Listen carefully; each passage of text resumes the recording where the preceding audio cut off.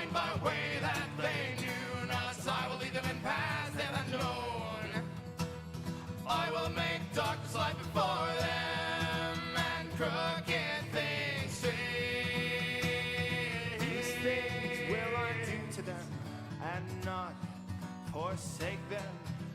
They shall be turned back. They should be greatly Hello, good day. Welcome to Line by Line Bible Studies. We're continuing our study today in the book of Ecclesiastes. Vanity of vanities, all is vanity, saith the preacher. So let's read this concluding section. Oh yes, I did look at Ivor. Not Ivor, I haven't looked at Ivor yet, but I did look at the Eye, evidently. I have to have more time, though.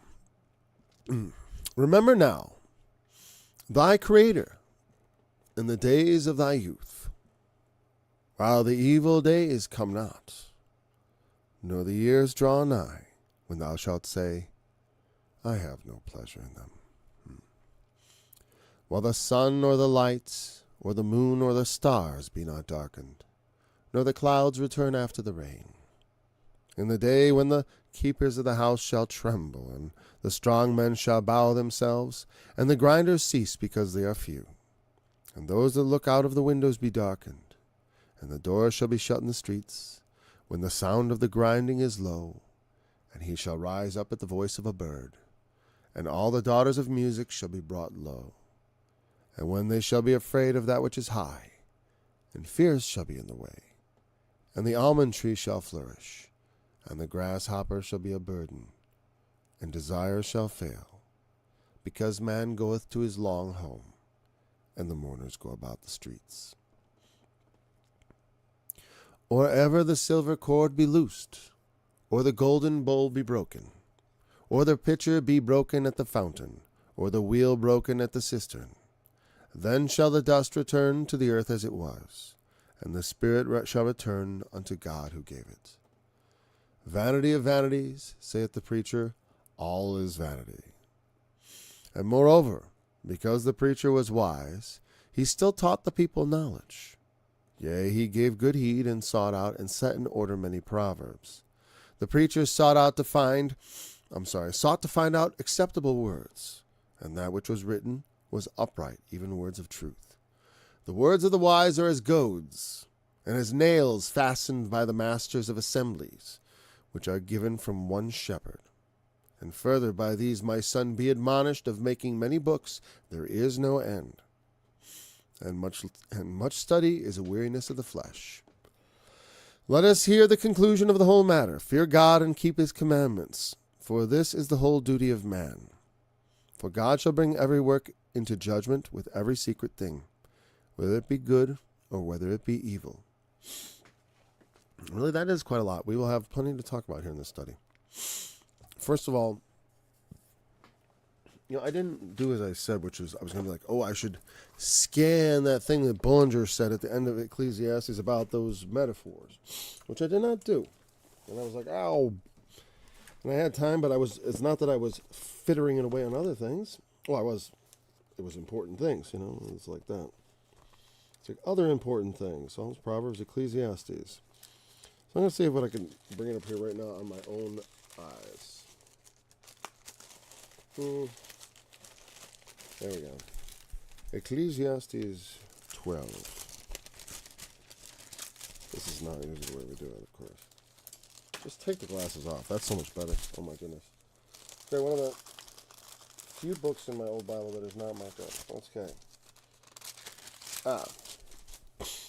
These metaphors. Okay, and like this. According to what, these were his thoughts, and let's see what we think about them.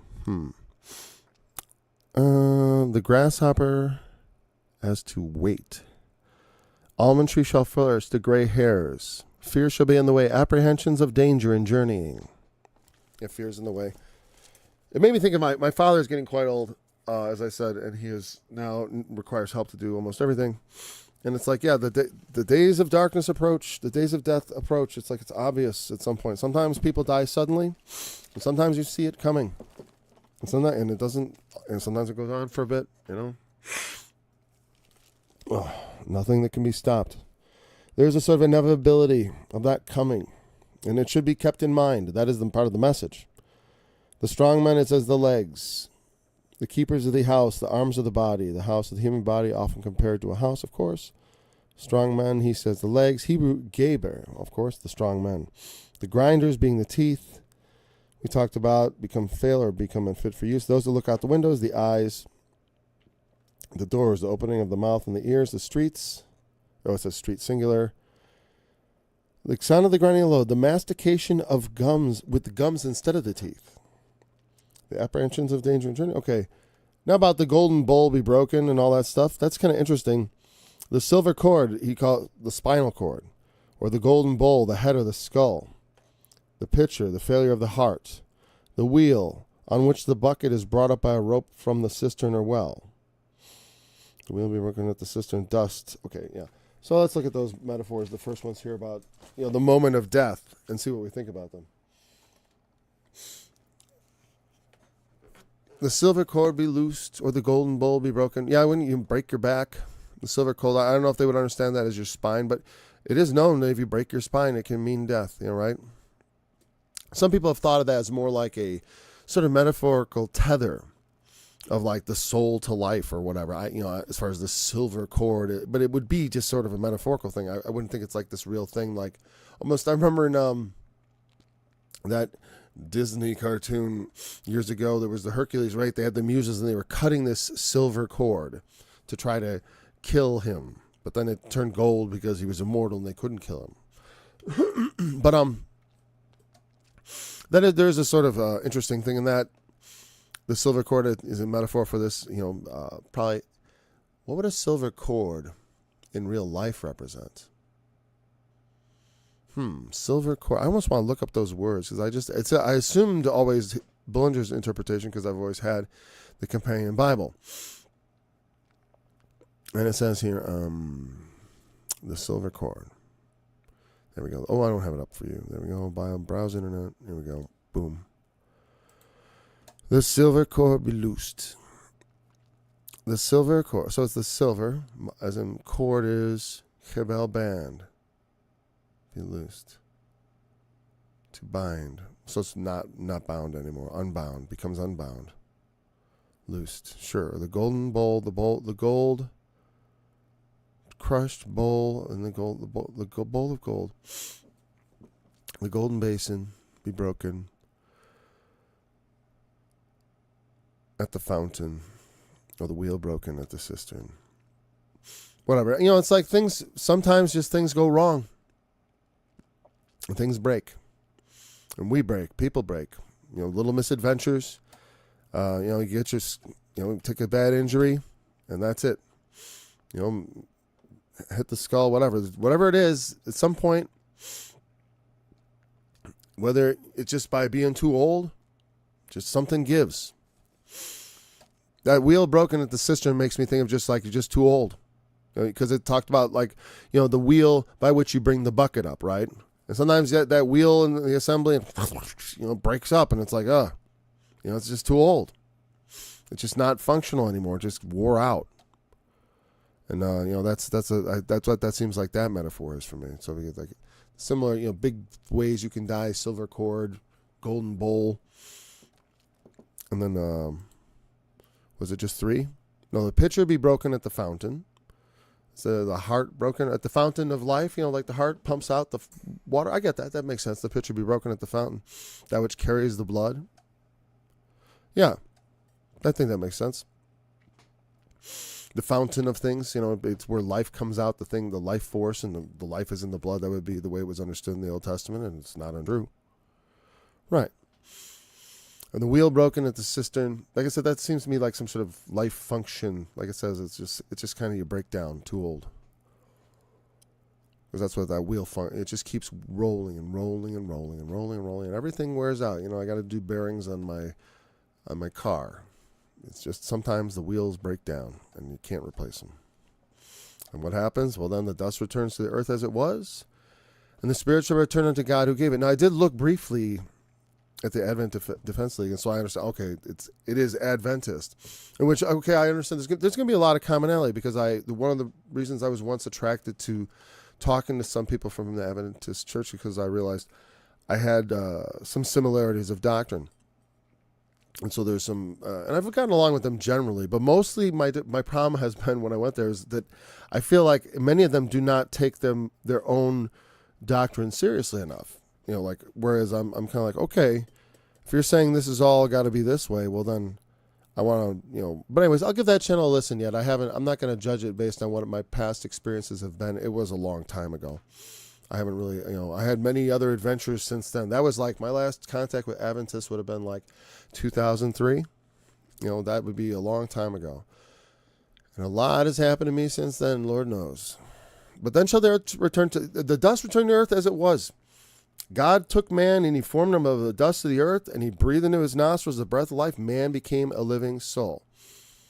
I saw the whole thing of what?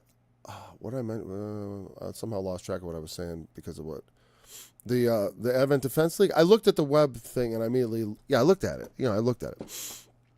I looked over the titles and I saw what I looked over and I'm like, okay, I'll check some of this out later. But I definitely looked at it. I'm like, okay. Like I said, I already have a lot of common beliefs, so. You know, I'd be interested to say, okay, where's that thing that I had a problem with before? Let's see if he has a better thing to tell me now, or if we're just gonna, you know, I don't, like I said, I don't consider people who disagree with me to be not brothers. We just have a little brothers who disagree, as long as it's on what I consider sufficiently, I don't know. To me, one of the most important things is how we conduct ourselves is very important. If a brother be unruly in a certain way, you know, if someone says, I can go and be a fornicator, it's fine. It's like, I don't know, you know, you can't just say that's okay. That's one of the things I liked about the Adventists, because they take righteousness seriously. You know, even if I think they're too legalistic, hey, you know, that's my opinion. Vanity of vanities, the preacher, all is a vanity. The spirit of it shall return to God who gave it. Okay, wait, we'll talk about that because it's important. A lot of people don't understand.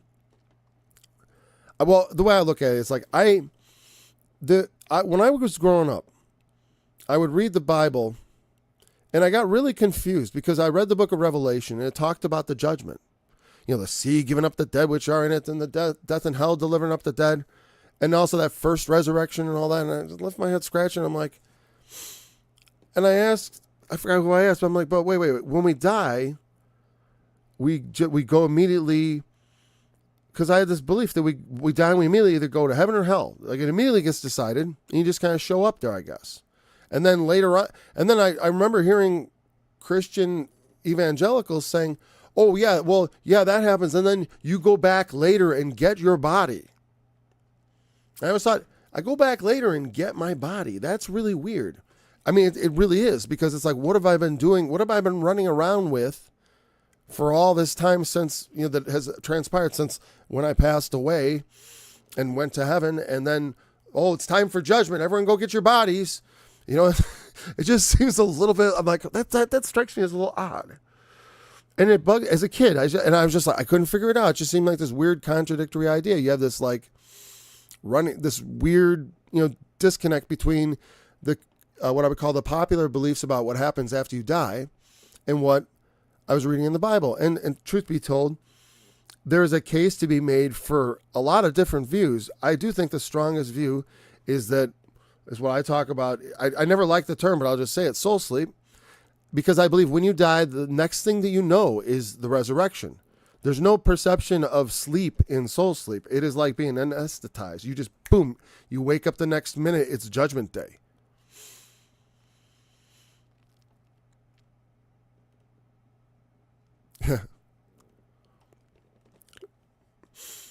From childhood Hercules. You got my prayer belief from childhood Hercules. I don't remember that movie that well. I just remember that, like, the golden cord thing I mentioned. But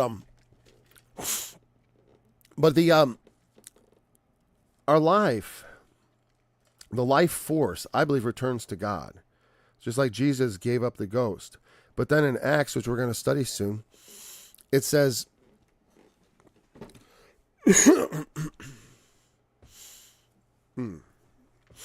yeah, there's a lot of, there's a lot of interesting, like, in the Old Testament, it's quite clear what the view was.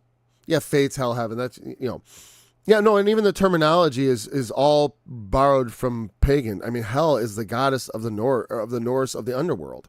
That would, it's like, you can see it in. I believe they had the character in the Marvel movie. I remember seeing like some previewers, and I was like, oh, that's interesting. Here's hell. It's like, and it's not correct. It's not because there's a distinction between the Old Testament concept of Hades, Sheol in Hebrew, which they ported over as a Greek equivalent of Hades, what happens when you die. And so they imported also the ideas of the Greeks into the Hebrew. Yeah, absolutely. Like you just step out of your body. Oh, I'm like a disembodied person. Right. Like my soul could be disconnected from my body, and that my soul could go somewhere. That's what I don't believe. My soul stays with my body.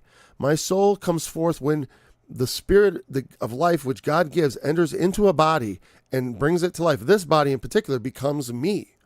And I become a living soul, just like Adam. And when the Spirit of God goes out, that soul is also out. And when God returns spirit of life into another body like this one, it can be, it's not about the exact particles. It's about God has to make you again. He knows us. He knows our DNA. He knows exactly what we were like, put us back together and make a new body. That's what the New Testament teaches, that we have a new body, a spiritual body that is going to rise from the dead.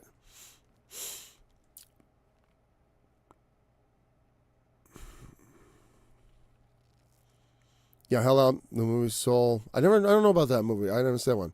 I miss a lot of movies. I gotta confess. I don't like to expose my kids to a lot of this stuff.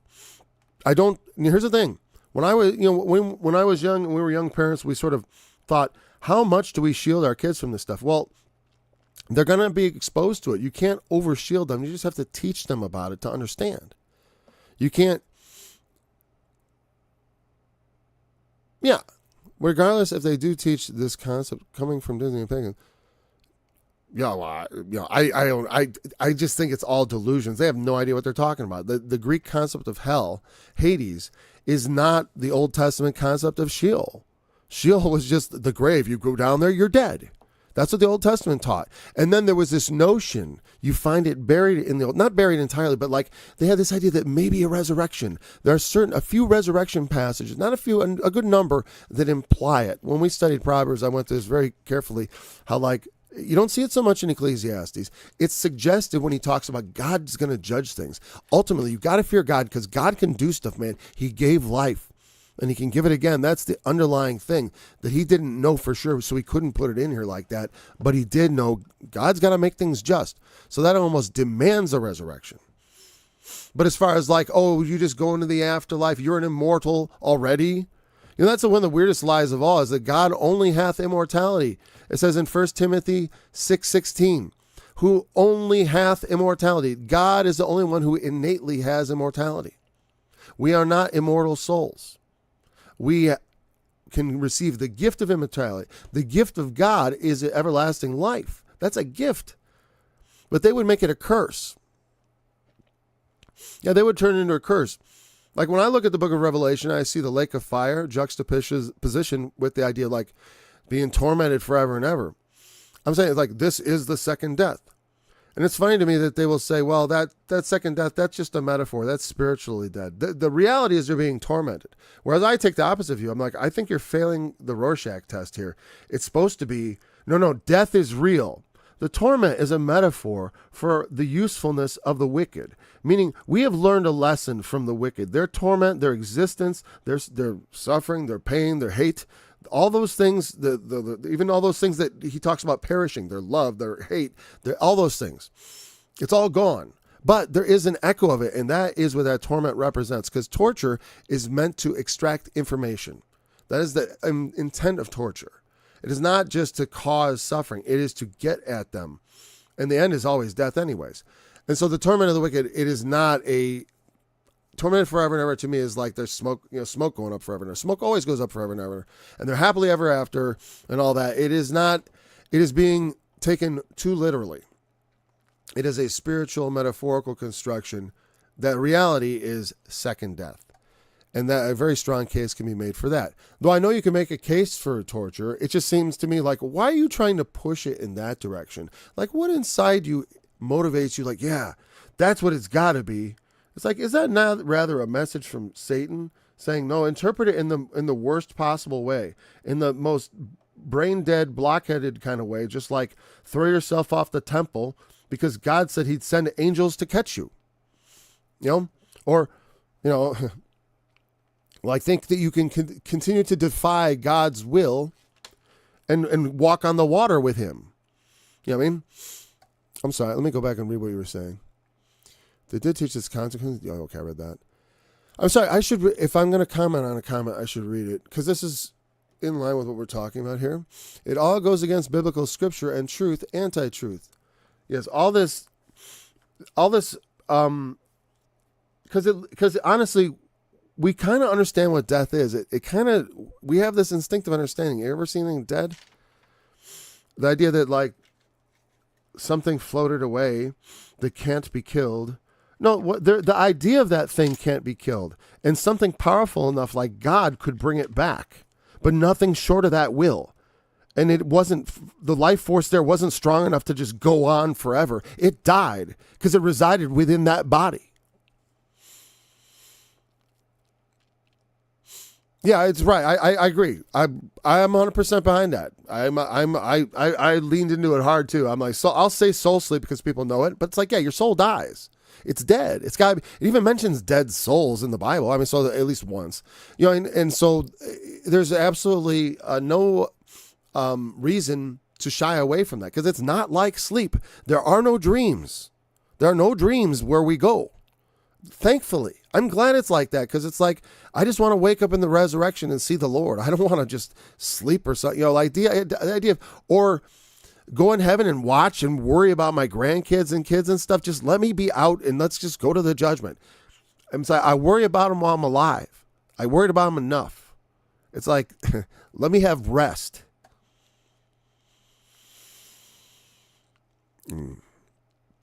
Yeah, there's a lot of,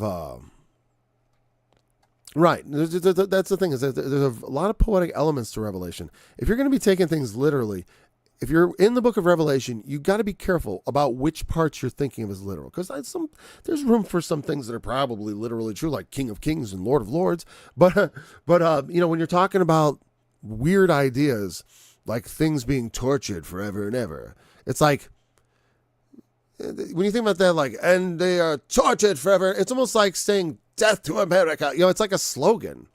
They be tortured forever. A pox upon them. It's like a curse. It's not necessarily a literal thing. It's like, I certainly, like I said, I even say necessarily because that's how I like to be. I don't want to offend all our brothers who think of those things, but that is a division where I have a lot of trouble, unfortunately, with a lot of my Christian brothers, because I find that, it's like, if you really believe in this doctrine of eternal torment, then, I hate all the apologizing for it and all the mamby-pamby. It's like, at least I can get behind saying, like, yes, death is real. God is serious. If you want to live forever, you're going to come to him and you're going to deal with your sin and you'll be forgiven and you will live forever. And then you're going to submit. You will. And I'm not saying is that conditional? It's like, did you come to him or not? Did you say that he was Lord? Did he rose from the dead? You said you believed all that stuff. It's like, well, it's like when people try to just then, I don't want to really commit. Let me go bury my father. Let me go do that. I got other. I got to go back to my merchandise. Living that can't be the most important thing to me. I got sins I got to commit. It's usually sins because it's like, I don't know. Everyone's got to work. We all got to work with our own hands. We got to support life.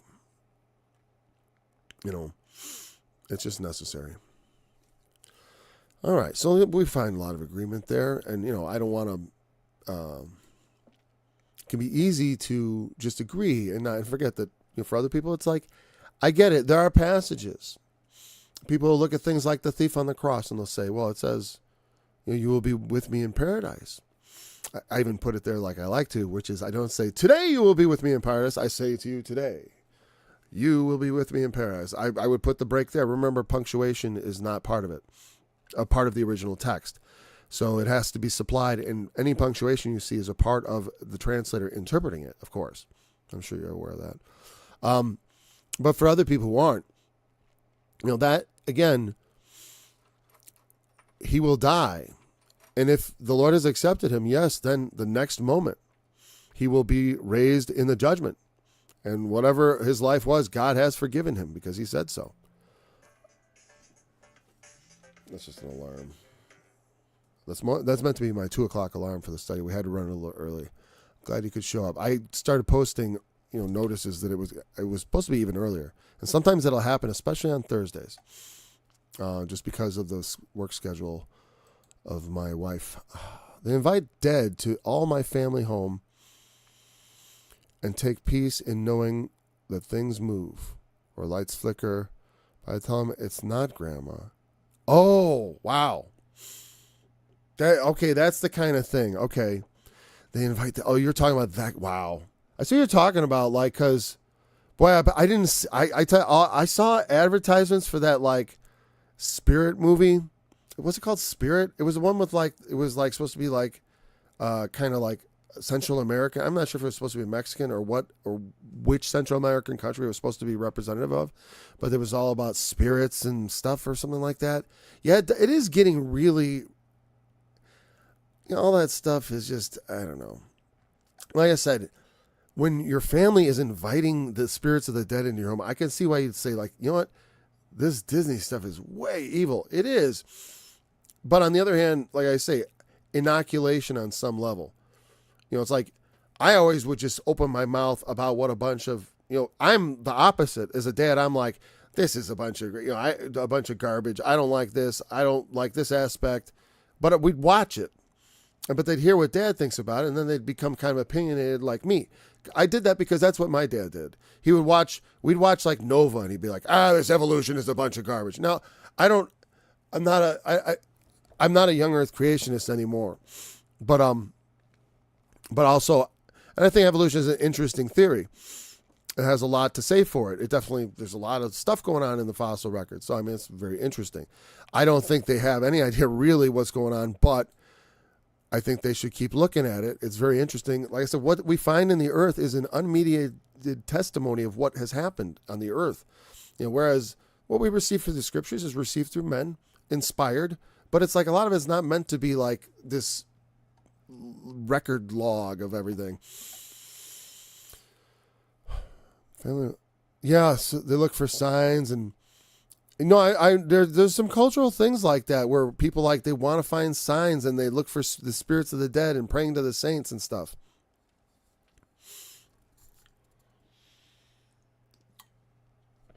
Yeah. No, I always was against, when I was young, I prayed like Solomon. I don't want riches. I told my wife once, I don't know, maybe that wasn't a good idea. I'm like, give me wisdom, Lord, not riches, not all that other stuff. I just want wisdom. And also I said, Lord, I don't want to be like Thomas. I want to be like you said, blessed are they that never see any signs but believe. Boy, that almost resulted in me almost losing my faith. So if you want to take that challenge on, go ahead. But it's be ready, get ready, buckle up. To ask to be, you want to be the very best. It's you find out just how short you fall. At least while you're young, now I know where I stand a little better, so I don't slip up so bad. And it's potential spend. Usually I turn the ringer off. Half truth is a lie, so it's not true. So I tell them heaven is not immediate after death. It waits yeah. Well, here's the thing. Well, I do think this. It's there's no perception of time. It's not heaven. It's judgment day. It's the end of the, it's the white throne. Or if you're a Christian, you're going to come to the first resurrection. At least in my view. I forgot I forgot how the Adventists work on that. Or if you were a millennial post-pre, you get into that sort of thing. A question of okay, well, when Jesus returns, what goes on? Well, whatever. At some point, I believe, we're all going to be judged, whether at the first resurrection or at the implied second resurrection. We will appear either at the judgment seat of Christ or at the white throne judgment. And preferably for me at the judgment seat of Christ, because I take that to be the first resurrection means you're already accepted. The only reason you're even rising is because you are accepted. So they are accepted immediately. Well, judgment is always happening, of course. That's what we live to be judged. Judge not after the outward appearance, but judge righteous judgment. The things we do count. As a Christian, I judge all the things I do, because I know every word shall be judged, every idle word which men utter. Yeah, for the righteous, exactly. Judgment, first resurrection. They that are with him are called and chosen and faithful. They're not just, I punched my ticket and decided I wanted to be a Christian. Yeah, only those who he accepts. And I don't mean just because I confessed with my lips the Lord Jesus, and I believed in my heart that if I jumped off the temple, he would catch me. Because that's what I see that as. That's why I think the biggest problem in Christianity is they tell people, now forget it. He doesn't want anything more from you. Just go live your life. They don't give any guidance. Right. What you're saying, okay, the first resurrection is for the righteous, those who obey and listen to God. The second resurrection is after the millennium for the unrighteous. That's exactly what I believe. Well, I wouldn't say the unrighteous. Well, we're all unrighteous. There's no unrighteous, no, not one. Let me just go through this real quick. Those who will never obey and ignore the first call out of the grave. I don't know what that means. How can you ignore the first call out of the grave? You know what I mean? Ignore it. Well, let me say this for a second. First resurrection, second resurrection. I've had some thoughts on this. This is where my position has changed over time. I would have said it just like you. What I would say is the first resurrection is for Christ's elect, and I don't know, maybe Old Testament saints. Let's see. So the Christians that don't practice obey now and listening now at this time of judgment, those who ignore the. Well, yeah, I can't judge exactly who's going to make it or not. All I know is that I'm obedient to this high calling, and this first resurrection is just for those who are called and chosen and faithful to Jesus. It is a Christian thing, because the millennium is for serving Christ. It's for the servants of Christ. All the other dead who don't qualify for this in whatever way he's judging it do not come into that. And they will reign on the earth over the living who remain, who are not killed in the apocalypse. That's what I believe. And then at the end of that 1,000 years, when that first generation has died off and it's a generation that did not know the return of Christ, and I think Christ may remain all sealed up in the temple and stuff like that. I'm not sure. But at the end of that, there will be a rebellion and all that, and then the white throne judgment. And then all the dead are raised. Now, all are sinners. There is not a just man upon the earth that doeth good and sinneth not. Noah, while a just man and perfect, also was not totally perfect. He got drunk. But I agree. I'm not going to disagree with you, because it's like you can't separate faith that believes from faith that acts. Because if you believe something, then why aren't you doing something that makes sense with what you believe? I believe it's going to rain. Well, you want an umbrella? No. Well, why not? Well, I want to get wet. Okay, that makes sense. But it's like, normally, if you believe you're going to take an umbrella or do something that's going to say, oh, of course he believes that. Now, when you say something like, I believe Jesus Christ is King of the universe, creator of the world, and then you don't go to that book and be like, like, I better read this. Like, well, I got to really take this in. You haven't quite zeroed in on what you said you believed. I mean, you haven't quite I know that because when I was a kid, I was just like, I'm a Christian. I believe in Jesus. I'm brand God, blah, blah, blah. Hey, ladies, here I am I gyrate up on stage and the girls are all screaming. And then, I'm trying to get them into bed and all that stuff. I was living a godless lifestyle. But if anyone said like evolution, I'm like, evolution? No way. There's a 6,000 years old, says the Bible. I had this weird like brand loyalty, and I thought it was somehow virtuous, but then I realized how hollow that was pretty early on, by the time I was 19. And that's when I turned myself over to serve God. So I'm going to go back to see what you said here. Faith comes, believe and act. Sure. Not just listen. I mean, unless you're actually pinned to a cross, right?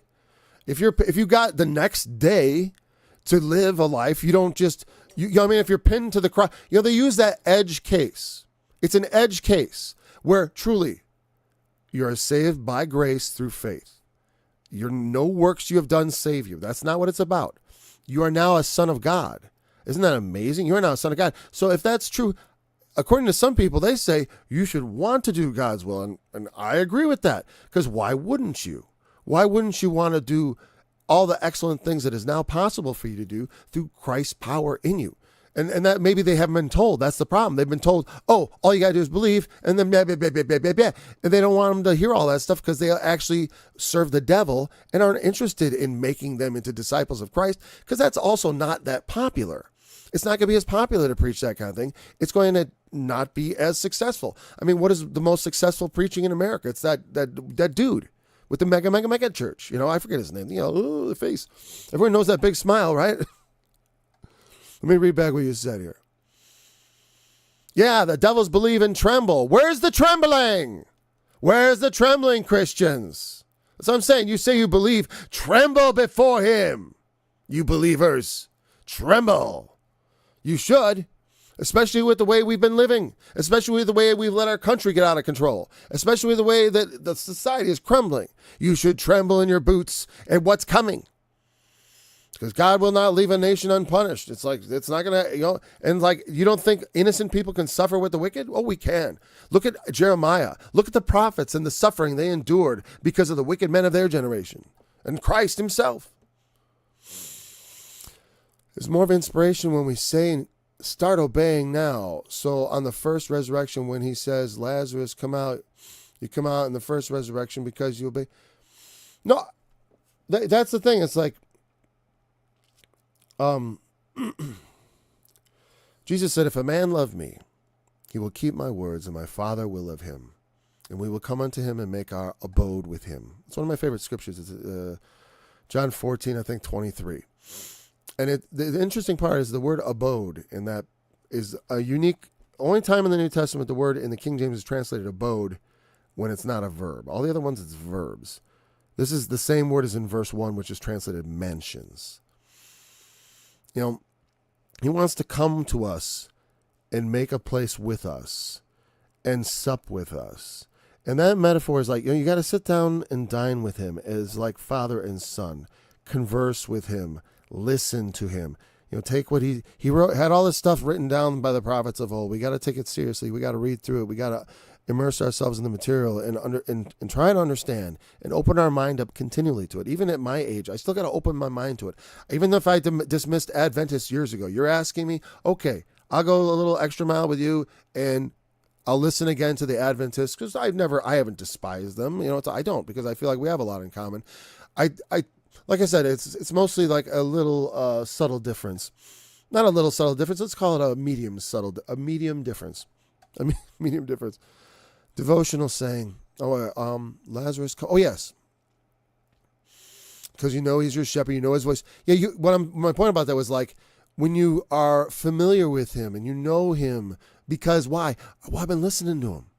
He knows how many times I've listened to his word. I mean, because on my website, Oracles of God, I don't know if you've checked this out yet, and I usually don't do a ton of promotion, certainly not during the middle of the study. But as far as assistance, a lot of Christians have blessed me over this, because it's one of the things they love about the things I do more than my Bible studies, because they don't like the things I teach, a lot of them, because a lot of them are evangelicals, but they love my scripture songs. And so if you go on my website, I have a songs page, and I've turned, this is the heavy metal book of Revelation, but there's also I did the whole book of Revelation, many chapters from Isaiah, these are other books of the Bible, Psalms, but it's word for word, mostly the King James. It's somewhat, I translated some of it, but they're all available. And there's like, heaven is my Isaiah 66. throne. A lot of them aren't that great quality. Some are better quality than others. For example, there was some stuff I produced back in 98. There's a Song of Moses, Psalm 6 with my wife, Katie. There's the old Apocalypse. Here's Baptizer of Fire. This is a good one, because here you have the whole Sermon on the Mount. And seeing the multitudes, he went up into a mountain. And when he was set, his disciples came unto him. I mean, I've played that dozens and dozens and dozens of times. I listened to it even more. I've repeated it over and over with myself. The words of our Lord, and all those chapters there, and also through the Bible study, but especially those chapters I've set to music. I went back to like the ones, especially John 14. That's one of my favorites. Like I said, the mansions and various other ones. Anyways. Oh, well, some are better, whatever. Some are better than others. Thank you for saying so. Some are like studio production. What I mean by quality is like this. Production quality. Like here's something from the studio. Oh, here you go. And it shall come to pass in the day that Yahweh shall give thee rest from thy sorrow and from thy fear. It's the Antichrist. I will ascend above the heights of the clouds. I will be like the Most High. But thou shalt be brought down to Sheol. To Sheol. Yeah, so sometimes I translate Sheol instead of. I was into doing a lot of Hebrew translating at the time, and so I throw in Hebrew and I say Yahweh or Yahweh as I did back then. But anyways, I have the variations. Some of them are just songs with just me on the guitar. Some of it's other stuff. But the point is to get the scripture into my head. If I had better quality recordings, I would release them. Point is, I just gave them out the way I did a lot of them, just because I wanted to share them because I felt bad. For a long time, I was just keeping these. I wasn't able to finish them because of time constraints.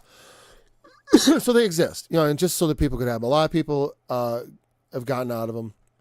Like I said, because it allows for, they are able to memorize the scriptures through them. I have been able to.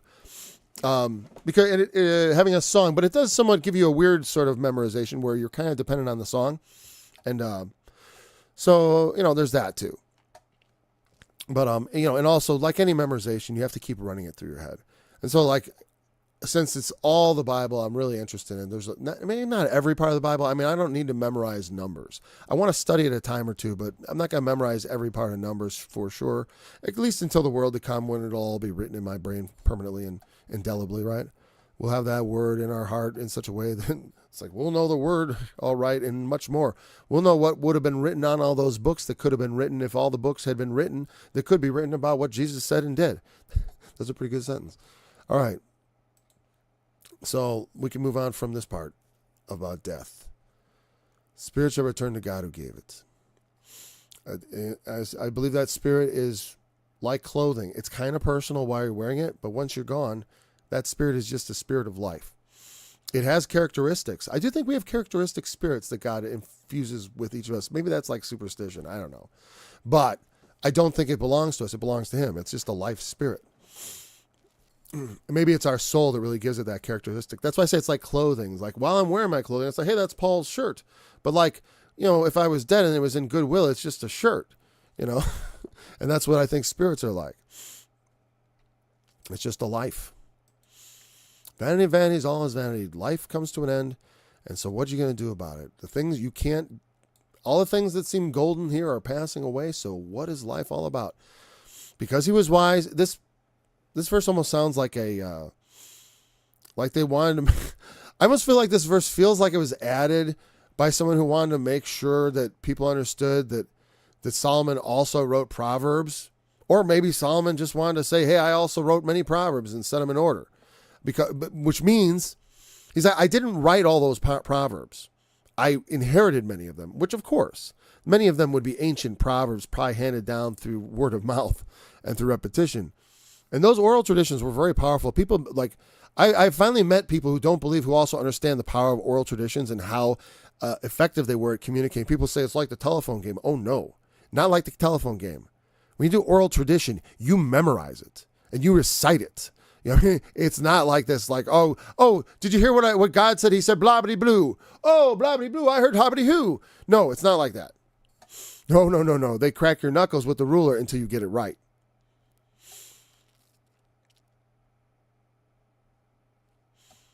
And don't call unclean what God has made clean.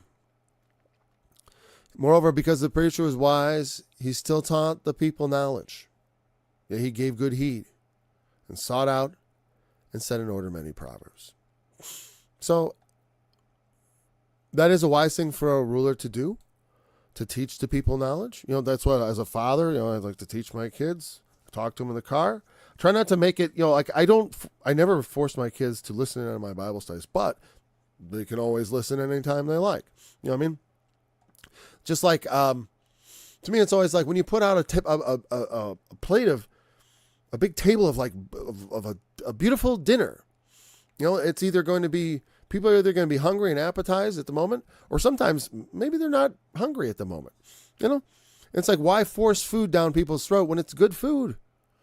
If you're not hungry, don't eat it. It's disgusting to eat food when you're not hungry. I get it. And sometimes when it, you know, there's moments when it's like, you know, it's not like, oh, come here, listen to what Dad has to say. It's just rude. It's like, I try to be respectful in that way, because it's like, I don't want to burn them out on what I'm passionate about. That would be like a nightmare to me. Oh, we can't, you know, our dad was religious. Ugh.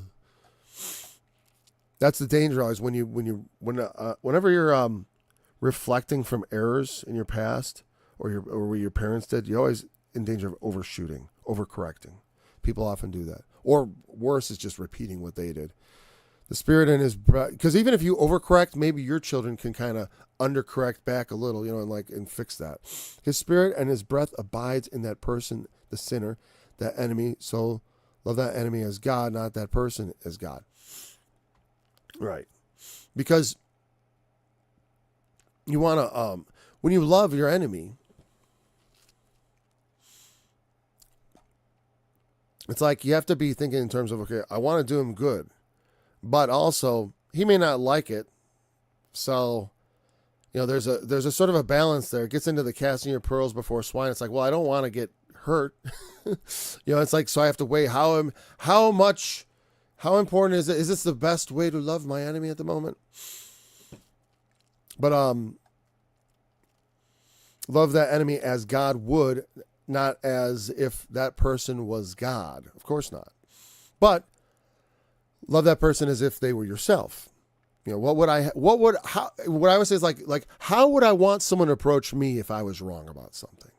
You know, if I disagree with someone, what would be the best way to get me to listen? You know, what would cause me not to like turtle up and be like, oh, no, I don't listen to you. Yeah, I don't want to listen to you. You know what I mean? Because I care about them. I want them to hear. I think they're worth talking to. Otherwise, I wouldn't talk to them, right? Weak side linebacker. You were a Mike like me. I was a Mike linebacker. Oh, you're a bully. I'm sorry about that. I wasn't a bully so much. I was mildly accused of bullying. I was kind of just really flamboyant and loud. And I used to go around the hallways, and I'd go to like the underclassmen, and I'd go, meh! Like, I can't make the scream anymore, but I'd like scream at them very loudly, and we'd laugh and run. But they'd seem to smile. But I mean, one of my teachers was like, you don't know that they feel that way. You know, I guess they thought I could be intimidating, and I didn't understand that. See, I had been bullied young and kind of overcame it. And sort of, I went from, I had like a rags to riches high school, sort of not rags to riches, but more like unpopular to too popular. Because I got injured early on and I couldn't play football. And then I came back senior year and stuff. And I also had my rock band and all the girls screamed at me. And that happened. You know what I mean? It was like, yeah, I was a Mike linebacker too. That was freshman year. Then when I came back, actually, I played nose tackle. I was way undersized for a nose tackle, but I played it anyways because I was fast and sleek. I could slip between those guys. I don't know if anyone. I was not a very fast guy, but I was really quick off the ball, very quick, like instantly at top speed. You know what I mean, like that kind of thing. I'm sure if you played football, you're probably pretty quick yourself. Yeah, I didn't treat all the peers right. I'm glad I don't have 100,000 regrets. You know, and I don't know. But, you know, now you know the difference. Yeah, it kind of stinks. It's like, well, you know, now you got to, you know, well, in life, the best thing you can do is going forward. If you've, you know, here's the thing. I went back to some people that I thought I did wrong, and they didn't care that I was a jerk. You know, they didn't care. They got over it. They're like, it was high school. And I realized, like, I didn't resent a lot of the people too badly. I didn't need them to apologize to me. I got strengthened by it. I mean, if someone's life went to hell because of me, I would certainly feel really, but there may be one, I probably regret a girl who had a crush on me and I treated badly, being kind of exposing her a bit, you know, because of the goading of my friends and stuff like that. I regret that. It was junior high, My problem was like I was like sad because the girls didn't like me, but the girls liked me. Just the prettiest girls didn't like me. You know what I mean? I had all kinds of followers in the lower tiers, but no. I wanted, I wanted me that redhead, Whatever. I was not a nice person either, so. But you know what? Like you, at a young age, I learned quickly, as an adult, you can't continue. You don't want to be a force for malevolence. And, I blame school somewhat. If you were raised in school, that is Lord of the Flies stuff. You're almost destined to be pushed into that kind of a role as that kind of the bigger and tougher you are. That's why when my kid goes to school, my son, he's a wrestler. He's placed 7th at state as an 8th grader. He won 34 matches last season with 27 pins, and in varsity as a sophomore, right? And so I tell him, when you go to school, you be a force for good. You don't see those other wrestlers. Wrestlers get a reputation for being mean and bullies.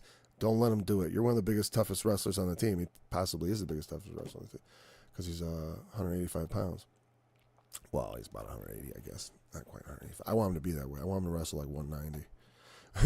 But anyways, so yeah, I get it. And it's like, and if he didn't go to elementary school though, he just started in high school, because I homeschool my kids through junior high, and I get them ready for that experience, and then I launch them, and they are actually able to handle it. I think the elementary school is the part that tortures you and puts you in this like institutional mindset that I think hurts kids.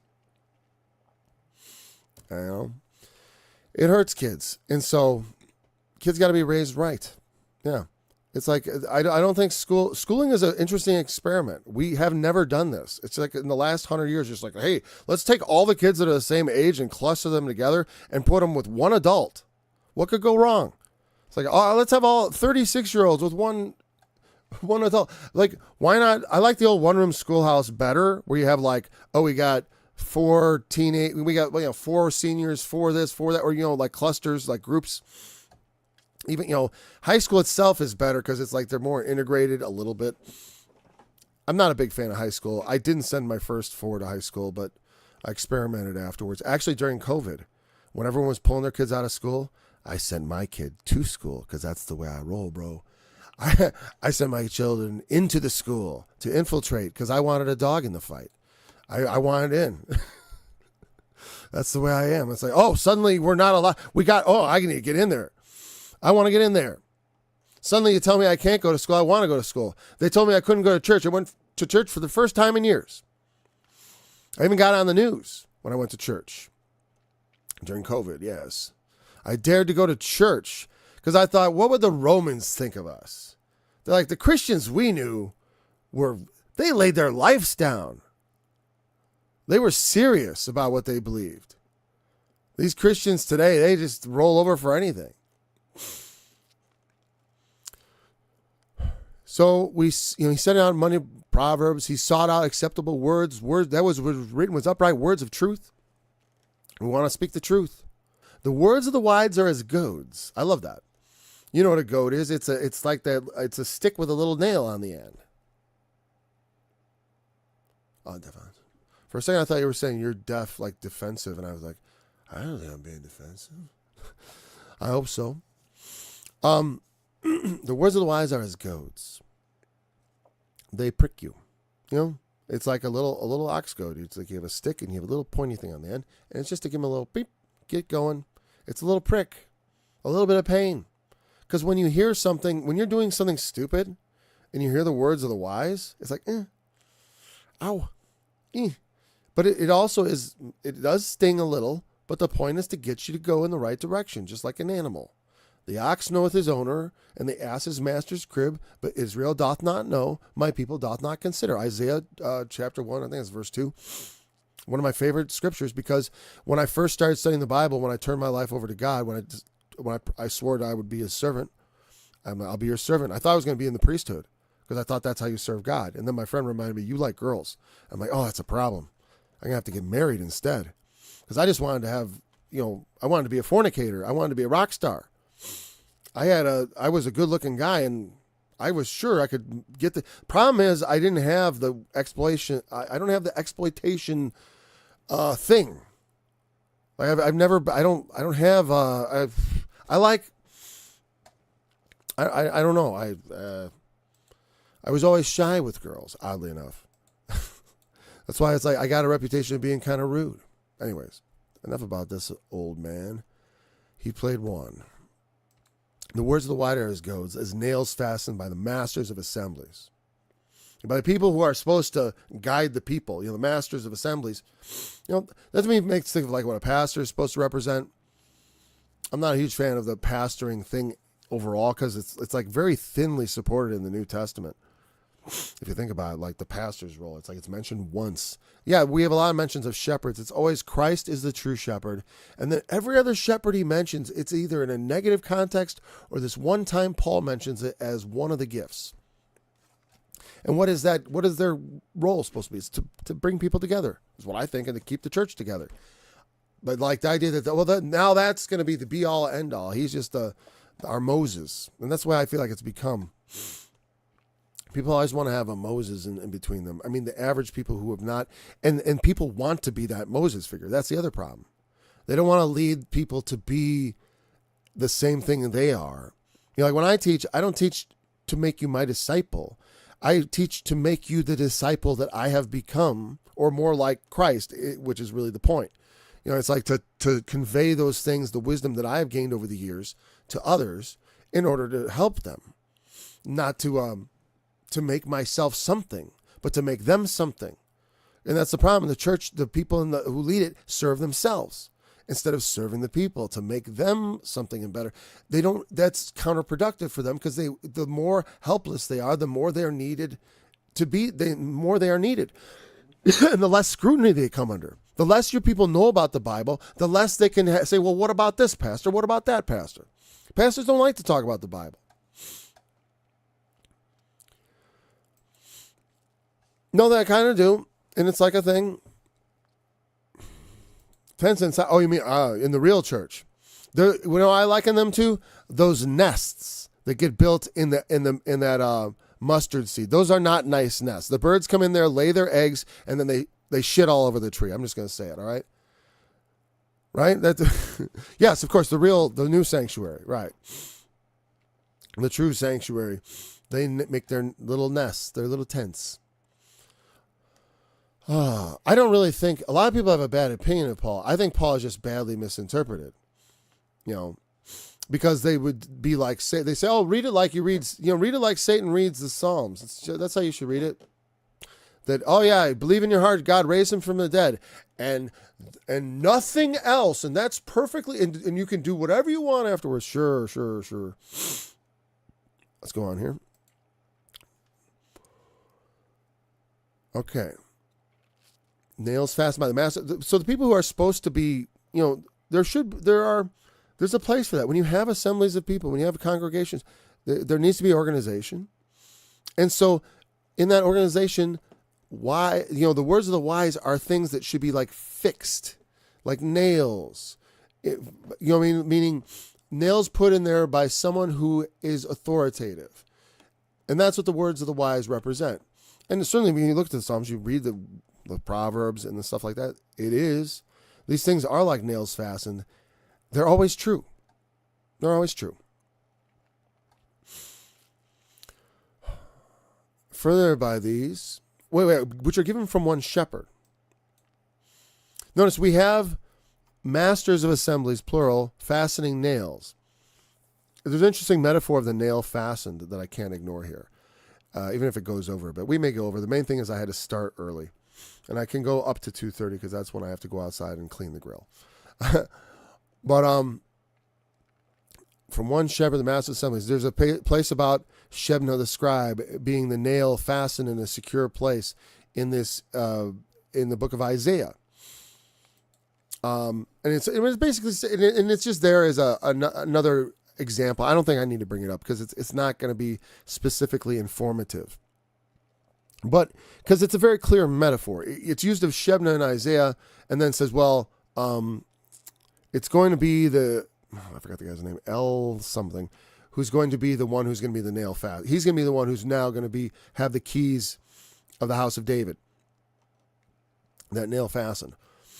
but the idea is like nails are tough to get out. And that's the idea. It's a tough thing to get out. And when someone nails something up there, it's supposed to be kind of fixed.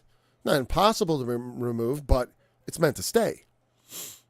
Generally you don't nail things up to, for other, especially when it's by an authoritative source. But they have to come from one source. There's one source of wisdom, one spirit. There's one ultimate source of wisdom, and that's what all wisdom. And also I think what he's also saying is like, look, I set and order these proverbs from many sources, but it's like the nails fastened of the masters' assemblies. It's all from one shepherd. There's one overriding wisdom that is guiding all this. And that, of course, is God. That's why I think in other religions around the world, they find wisdom. I was talking about the second death I forgot to mention. I forgot to finish that whole thing. I think at the second death, there's none righteous, no, not one. Right. But people at that, just because they're the wicked, I don't like to classify them. I would more think of it, those are those who are not Christ's. They're just not Christ. They're everyone else. And I consider them from I think about what Jesus said, from the east and the west. Many. And what they're going to happen is they're going to go to that judgment like Jesus said. Many are going to come from the east and the west and sit down in the kingdom of heaven. And the children of the kingdom are going to be cast out. There shall be weeping and grinding of teeth. A lot of those children of the kingdom are those Christians who Jesus said, I never knew you. And they will appear at that second resurrection because he will not have considered them his own. They are not faithful. They did not obey him. They did not obey what faith said they should do. They did despite to the Spirit of grace. They tempted Christ, whatever it is that he judges. But he says how he's going to judge at that white throne. That's the one, I believe, where he says, hey, I was hungry and you gave me meat. Because the thing is, I know that's not why I'm being judged. I'm judged based on the grace of God. My works are a bonus. As far as like, I'm doing them, he does my works in me. I'm not even really the credit. I'm not looking for credit. I'm just looking for a relationship. I'm just looking to get to know my God. I'm not in this for the gain in this world or anything like that. It's like for the gain that comes in God's kingdom. And to me, that's not going to be carnal things. It's going to be like, well, what does God think about you? What'd you do with your life? What'd you do with those talents he gave you? What'd you do? And so at that judgment, could a Buddhist from China be saved? Well, they're going to come there. They're going to have some sins. And are they going to be weighed in the balances and all this? No one is going to be saved by their works at the white throne judgment.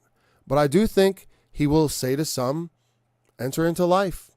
I do think he will say that. I don't think it's going to be an all death slaughter throne. I don't think it seems weird to me that, that there is a book of life and that God has looked at people's lives and on balance, he's going to say, I'm willing to have mercy on you based on all the things Jesus said. If you think about what he said, look at it. When people show mercy, I like that, merciful men and all that. Again, that doesn't make you inherit eternal life. It means he's going to look at you. That's why I believe it. Yeah, of course, judgment is everything. You can't avoid judgment. Judge not. He was just saying, hey, look, if you don't want to be judged, then don't go around judging people because the judgment you put on other people is going to come back on you. And you have to consider the fact that, whatever you're thinking, you're judging them. Look to yourself first. It's a lot more like take care of that beam in your eye before you go around judging other people because you can't even see clearly. And even if you do see clearly, judging, well, in a sense, like if I say to someone, I wrote a song where I said, well, whatever. I'm not going to bring up the song, but I did, but I'm not going to go into it. If I say to someone, hey, you shouldn't do murder because murdering is wrong and murderers are not going to inherit eternal life. You know that no murderer has eternal life in them, right? It says that. And I can say that. Am I judging someone? No, of course not. It's judgment. Yes, it's the judgment of God. We know that the judgment of God is sure. Paul says in Romans, in that first actually the second chapter, concerning them which do these things. And as he says in Galatians, they shall not inherit the kingdom of God. The works of the flesh, if we continue in those things, we're not going to inherit. Because on some level, it demonstrates a defiance of God's will, a defiance of Christ's call, a defiance of the obedience that would be normal if we believe in him. if we believe enough, and I'm glad it only takes a mustard seed's worth of faith to move a mountain, because I know that with a very little amount of faith, I moved God, and that's glorious. But it makes me also fear, because I know what he requires of me, and so I must do it. Anyways, but the judgment. That's Access in the garments of the priest. Yeah, there is that we need to walk in white. There's that parable of the wedding feast where the man showed up not having a wedding garment. Got to have a wedding garment. We know what those wedding garments are. They're the righteousness of saints. It's not just about, I don't do bad things. It's like there's a call to do right. There's a call to step it up. There's a call to walk the extra mile. There's a call to, to not just pay lip service, but to really take heed. It's like to give to him that asks you and not turn away, at least to consider. Not to be all selfish in this world. You don't know what's going on. Like I said, some have entertained angels unawares. It's like we have to pay attention. If we're not in tune with the Spirit, we can miss out on things. I've talked about it before.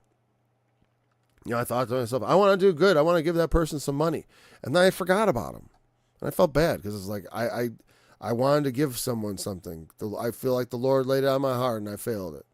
And that's a failure. And it's because we should do positive good. I don't say you have to give to everybody that you see, but if you feel conscious driven to do it, then do it. And if you don't or forget it, it's not you're going to hell sin. It's just that's a reminder of how much more work we have to do. I'm his workmanship created in Christ Jesus unto good works. That doesn't mean that, the first day you don't have to turn around gold. You don't necessarily have to. The Lord was patient and, he's willing to instruct.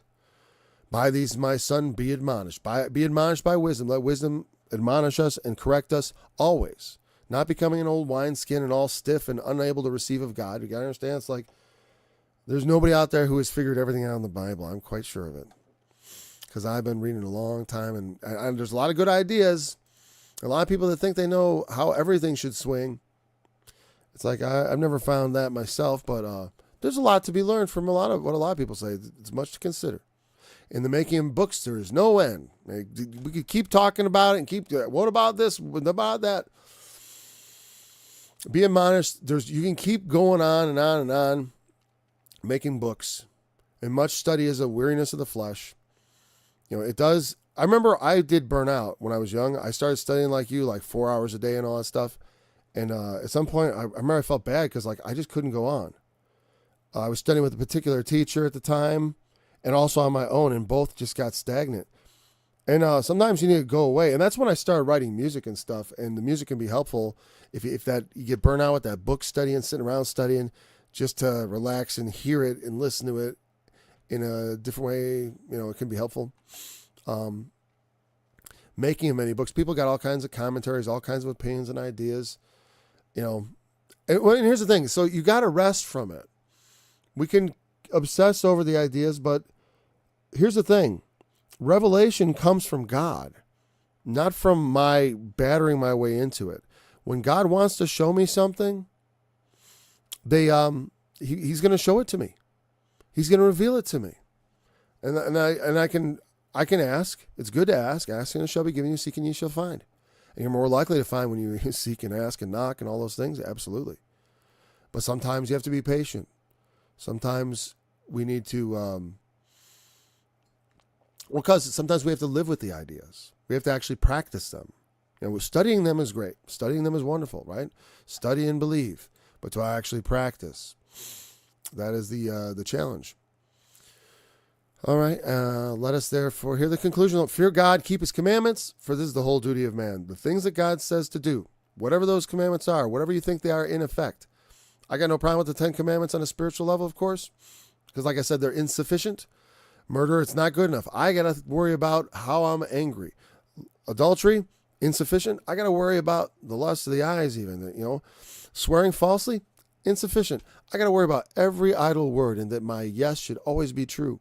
And every word out of my mouth should be not false. So on the Sabbath, well, it's wonderful to meet on a certain day. But if we aren't doing that work to enter into his rest every day, we are missing out. And that's what I would say is like that, and especially if we're not doing that on that day. If we're going to church and it's empty, you know, if the light that is in you is darkness, how great is that darkness? They are love. Like I said, you can interpret them. That's a schoolmaster. I love the commandments of God, even the 10 commandments. When I talk about them being done away, I just mean in regards to being effectual for our salvation, because the new covenant is so much more glorious because we are saved by grace through faith. And that not of yourself, it is the gift of God. The faith I can't even supply the faith. It comes from God. It's like, and then I'm his workmanship and I become this thing, his creation. It's a beautiful thing. And the point of being a Christian is to help others become Christians, to encourage them. Yeah, protect. Instead of killing people and being angry with them, understand them. You know, like, be patient with them. That's why, you know, murder is the result of giving up. You know, it's like, I'm not going to deal with you anymore. I'm going to dispatch you into death. Not the next world. That's how they say. Dispatch you. You're going somewhere. No, you're going to stay right here. I'm going to relieve you of your spirit, is what it would say in the Bible. God shall bring every work into judgment. Everything men do. When people murder or hate, you know, because again, it's good to hate. I was working on an album. The last album I was working on was called, for my Oracles of God brand, it's called I Love, Therefore I Hate. Because love creates hate. God hates. It says so in the Bible. It says, Psalm 11, verse something or other. There's only 6 verses in Psalm 11. But God does hate, ultimately. That's why he does not bring them forth into everlasting life, because they ultimately do not receive his love. And they become objects of hate. And then that's why they die. You know, and God will judge every work with every secret thing. That's what's written in those books, right? Those books are going to be opened and the judgment's going to be set. And they're going to be judged by their works. And Jesus said how that would proceed, with judged by their work. They're going to get as much as you've done it to the least of these, my brethren, you've done it to me. Now, it's going to be on balance. It's not going to be like, well, you did that and you get off on everything. It's going to be on balance. I think the scales of justice will be weighed. No man can be saved by works. Well, no, they're not getting saved by works. They're still going to be short a bit. And Christ is going to have to accept them.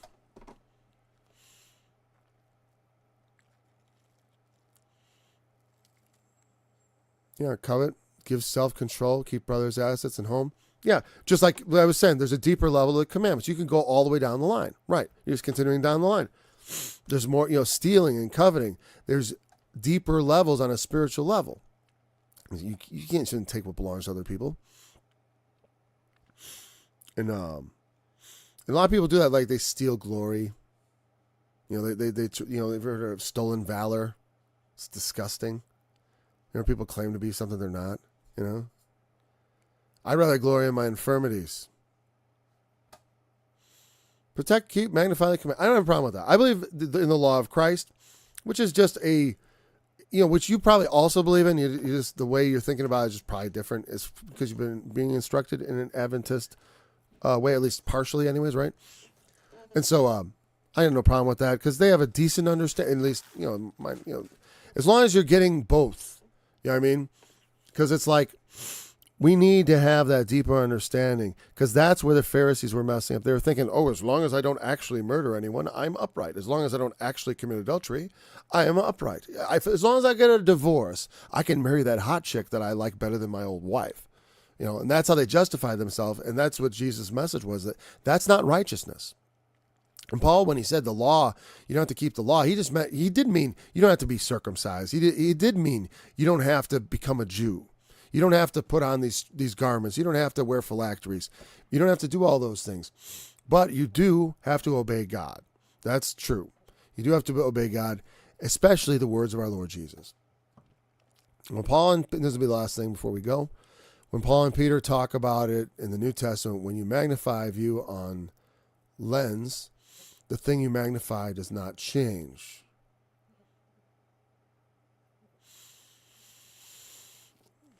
Now, the way you're putting that, I'm like, I had to translate your metaphor. You're making it hard, or your analogy, actually, it's not a metaphor. If you put a cell or organism under the microscope, the object does not change, but you're able to see what the law really is. Oh, yeah, as you look more deeply into it, sure. It doesn't change the law, but you look at it more deeply. I said, no, Jesus didn't change the law. Like I said, what he brought exceeds it. That's what the claim of, if you want to read it differently, but in whatever he did to the law, it was, like if you say, okay, Paul, 2 Corinthians chapter 3, it's just talking about the sacrificial part of the law. It's not talking about the Ten Commandments. Okay, but he got rid of that by exceeding it, by bringing in something that was better, not by like making it false. He didn't falsify the law. That's why he said, let's not call it destruction.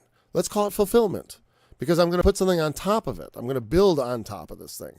When you build on something, it's a foundation you're building on. It's like, of course, our foundation is Christ, but Christ is also built on the prophets and the law.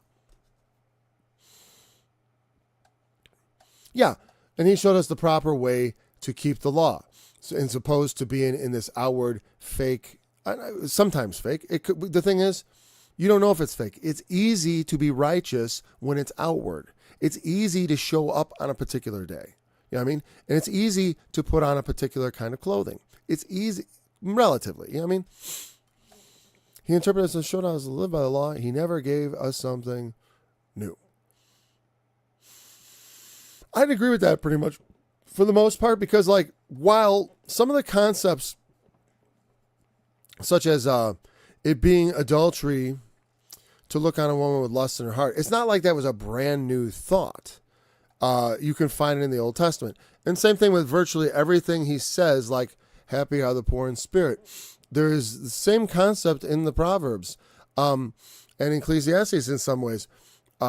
I find many parallels. As the more I study the Old Testament, there is a template which is repeated in many, many places, where it's like when Paul talks about, for example, Paul talks about things like about the Antichrist and about, I'm thinking specifically of 2 Thessalonians chapter 2, that man of sin, the son of perdition, who opposes and exalts himself above all that is called God or that is worship, so that he is God, sits in the temple of God, showing himself that he is God. Sorry, I've said that so fast.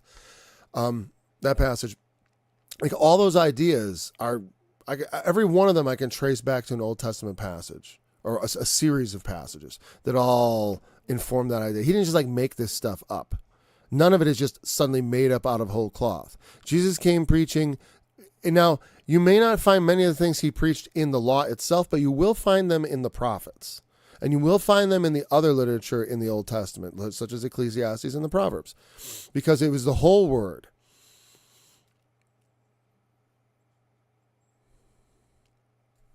The written commandments was a book for dummies, but existed before the chapter 20 Exodus. Well, there's a basic law for people to keep, right? And then there's they have to add a commentary almost. The prophets are kind of like a commentary on the law and on how people had used it, which was not good. Okay, I'm over time. This has been a very enjoyable study. And you mean like that For Dummies series? Meaning it's written very directly, and not that it's actually for stupid people. I know you mean like the idiot's guide to doing the right thing. Like the way we have those, worshiping God for dummies. I'm a dummy. I need it explained. And I assume that's what you mean. I get that right? Anyways, so until next time, I don't usually do a Friday study. Yeah, okay, yeah, it's the yellow book, right? Okay, good. I got that. For a moment, I was a little bit thrown by it, but it's like, I got it. I get it. Good reference. Yeah. I've seen those. I've seen those. Computer programming for dummies. Installing air conditionings. I don't look at them because I'm even dumber than that. I don't look at the instructions. I just go at it, man. I just go at it. I'm not dumb enough to go look for a book. I'm not smart enough. I'm even dumber. No, I'm dumb enough to think I'm smart enough to figure it out on my own. So, see, they're smart enough to know they don't know what they're doing. That's why they call themselves dummy. I'm a dummy. Tell me about it. Especially when it comes to things that you don't know anything about. That's why it's more, I might call myself stupid on a number of subjects because I prefer the word stupid. I don't know if dummy is Dumb refers to an actual condition. I try to avoid things that refer to uncontrollable conditions. It's all like stupid because it's like stupor, like someone who's in a stupor or drunk. It's something that you've sort of gotten yourself. You're not awake. You're not paying attention. Anyways, the testimony of Jesus is the spirit of prophecy, and he is the fulfillment of the law. Until next time. I have a long time holding my peace. I have been still and refrain myself. Now I will cry like a woman in labor. I will destroy and devour at once. I will make waste mountains and hills and dry up all their herbs. And I will make the rivers islands, and I will dry up the pools. And I will bring the blind by way that they knew not. I will lead them in paths they have known.